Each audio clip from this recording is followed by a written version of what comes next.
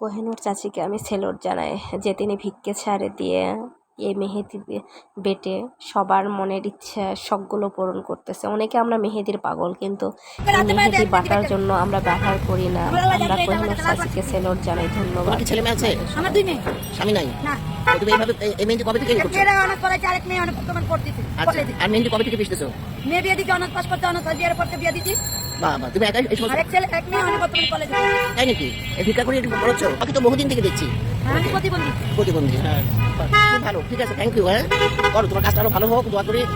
হ্যাঁ, এক ছেলে এক মেয়ে দুজনেই পড়াশোনা করে। মেয়ে কোথায় পড়ে বললে?